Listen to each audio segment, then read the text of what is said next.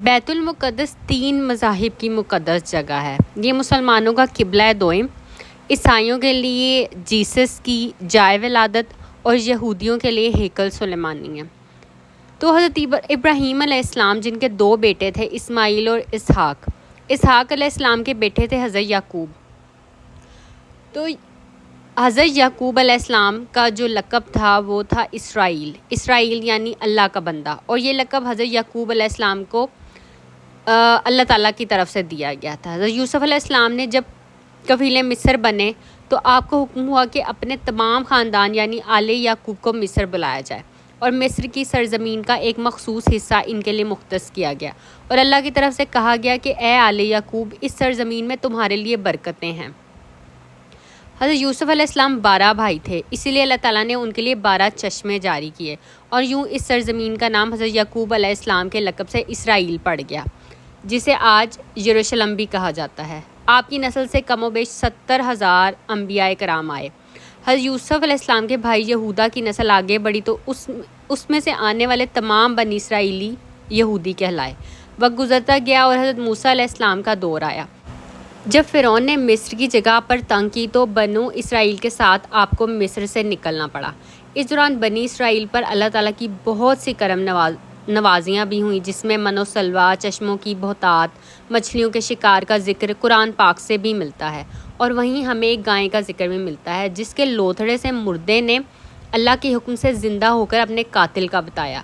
اس گائے کی نشانیاں اللہ تعالیٰ نے قرآن پاک میں بیان فرمائیں، جو کہ ایک سرخ مائل رنگت کی گائے تھی، اور ایسی گائے آج بھی یہودیوں کے نزدیک مقدس مانی جاتی ہے۔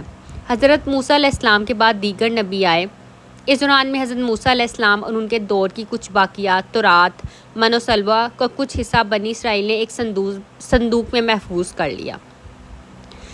یہ اللہ کی طرف حضرت آدم علیہ السلام کو دیا گیا ایک خاص صندوق تھا جو نسل در نسل نبیوں کے پاس رہا، جسے قرآن میں تابوت سکینہ کے نام سے پکارا گیا ہے، اور یہ یہودیوں کو اپنی جان سے زیادہ عزیز ہے۔ حضرت داؤد علیہ السلام نے جب جالوت کو ہرا کر اسے تابوت سکینہ حاصل کیا تو یوں بنی اسرائیل نے انہیں نبی تسلیم کر لیا، اور حضرت داؤد علیہ السلام نے اس صندوق کی حفاظت کے لیے ایک ہیکل تعمیر کروانا شروع کیا، جو کہ ان کی زندگی میں مکمل نہ ہو سکا۔ ان کے بیٹے حضرت سلیمان علیہ السلام نے جنوں کی مدد سے اس کو مکمل کروایا، اور اسی دوران میں آپ کی بھی وفات ہو گئی۔ اسی وجہ سے اسے ہیکل سلیمانی کہا جاتا ہے۔ بعد ازاں بابل کے بادشاہ بخت نصر نے اسرائیل پر حملہ کیا اور ہیکل سلیمانی کو بھی گرا دیا، اور تابوت سکینہ بھی اپنے ساتھ لے گیا۔ سیپرس دی گریٹ نے دوبارہ یہ شہر حاصل کیا، یہودیوں کو دوبارہ یہاں آباد کیا، اور تابوت سکینہ کو بھی واپس لایا گیا۔ ہیکل سلیمانی ایک دفعہ پھر تعمیر کیا گیا۔ پھر وقت گزرا اور حضرت عیسیٰ علیہ السلام کی آمد ہوئی، جنہیں نعوذ باللہ یہودیوں نے دجال، ناجائز اور کیا کیا لقب دیے۔ یہاں سے یہودیوں میں سے 2 الگ قومیں ہو گئیں، ایک یہودی اور دوسرے عیسائی۔ یہودیوں نے سازش کر کے حضرت عیسیٰ علیہ السلام کو سلیب پر چڑھانا چاہا، اور اللہ تعالیٰ نے انہیں اپنے پاس اٹھا لیا۔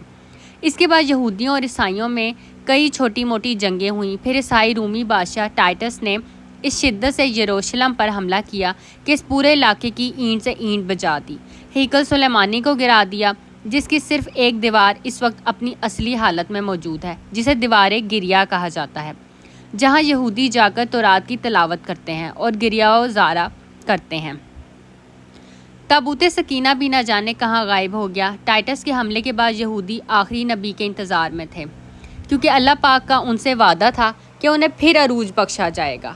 اس وعدے کا ذکر سورہ البقرہ میں بھی موجود ہے کہ اے بنی اسرائیل، ان نعمتوں کو یاد کرو جو تم پر کی گئیں، اور اپنا وعدہ پورا کرو تاکہ ہم بھی اپنا وعدہ پورا کریں۔ قیامت کی نشانیوں میں سے ایک نشانی یہ بھی ہے کہ ہیکل سلیمانی کی 3 دفعہ تعمیر ہوگی، جو کہ 2 دفعہ ہو چکی ہے۔ یہودی اپنے مسیحا اور آخری نبی کے انتظار میں تھے کہ ٹائٹس کے حملے کے 500 سال بعد نبی آخری زماں کی ولادت ہوئی۔ یہاں یہودیوں کو یہ جھٹکا لگا کہ سارے نبی حضرت اسحاق کی نسل سے ہیں، تو آخری نبی حضرت اسماعیل کی نسل سے کیوں کر آ گئے، اور انہوں نے ایمان لانے سے انکار کر دیا۔ مسلمانوں کے لیے بھی وہ انبیاء کی ہی نشانی تھی، اس لیے ہیکل سلیمانی کو بیت المقدس کا نام دیا گیا۔ اسلام کے آغاز میں یہودیوں کو قائل کروانے کی خاطر ہی بیت المقدس کی جانب منہ کر کے نماز ادا کرنے کا حکم ہوا، کیونکہ یہودی اسی طرف منہ کر کے عبادت کیا کرتے تھے۔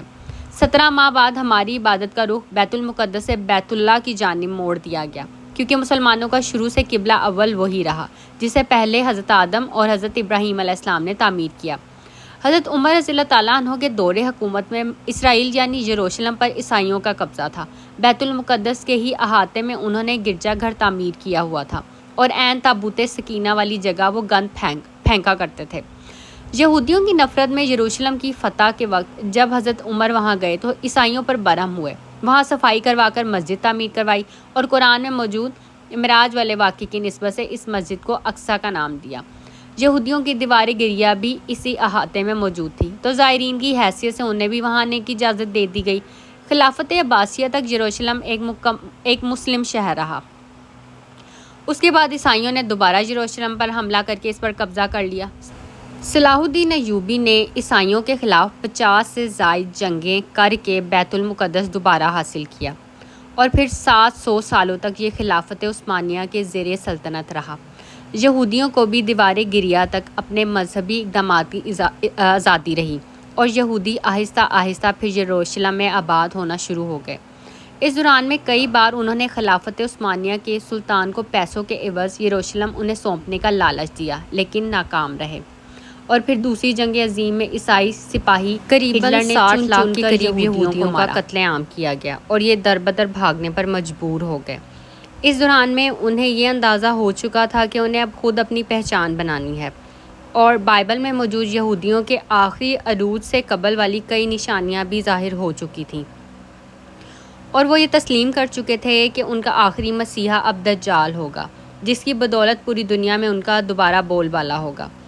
انہوں نے برطانیہ سے ساز باز کر کے خود کو الگ ریاست تسلیم کروا لیا۔ یوں اسرائیل باقاعدہ ایک ملک کی صورت میں دنیا کے نقشے پر ابھرا۔ پھر آہستہ آہستہ انہوں نے فلسطین اور دیگر مصری علاقوں پر بھی قبضہ کر لیا۔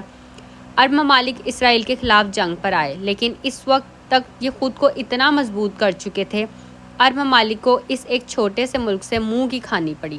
عیسائیوں نے بھی دیکھ لیا کہ اب ان سے لڑ کر کچھ وصول نہیں ہونا، تو باقاعدہ گرجا گھروں میں پادریوں نے تقریبات منعقد کی اور یہودیوں کے لیے معافی کا اعلان کیا گیا۔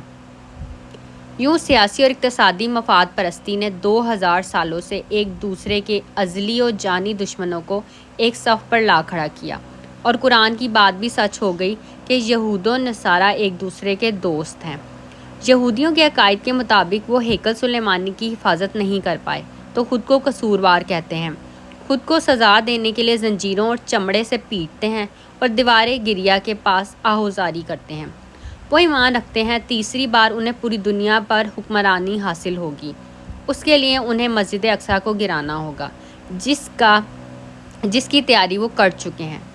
کب سے مسجد اقصیٰ کے نیچے بارودی سرنگیں بچھا دی گئی ہیں۔ اس کے بعد ہیکل سلیمانی تعمیر کر کے تابوت سکینہ وہاں رکھنا ہے۔ تابوت سکینہ بھی وہ دوبارہ حاصل کر چکے ہیں، لیکن مسئلہ تھا سرخ گائیں، کیونکہ ان کے عقیدے کے مطابق وہ ناپاک ہیں، اور جب تک پاک نہیں ہو جاتے ہیکل سلیمانی تعمیر نہیں کر سکتے، اور پاک ہونے کے لیے سرخ گائے کی قربانی دینا ہوگی، وہ گائیں جس کی نشانیاں قرآن پاک میں بیان کی گئی، جو اس وقت بھی انہیں ڈھونڈنے میں مشکل ہوئی تھی۔ اب بھی 100 سال تک وہ ویسی گائیں کی تلاش کرتے رہے۔ ٹیکنالوجی کا استعمال کرتے ہوئے بچے پیدا کرنے کا کامیاب تجربہ کیا انہوں نے، پھر اس تجربے کی بدولت ویسی نشانیوں والی گائیں پیدا کرنے کی کوشش کی گئی، لیکن ناکام رہے۔ 2019 میں ایک امریکی ریاست سے 5 عدد ویسی گائیں انہیں مل گئیں، جن کے جسم پر سرخ رنگ کے علاوہ اور کوئی بال نہیں تھا۔ انہیں کبھی کام کے لیے استعمال نہیں کیا گیا تھا۔ اگلی نشانی کہ ان پر کسی بیماری کا اثر نہیں ہونا چاہیے۔ پوری دنیا میں کووڈ پھیلا کر مختلف جانوروں کے ساتھ انہیں بھی ٹیسٹ کیا گیا، اور ان پر اس بیماری کا کوئی اثر نہ ہوا۔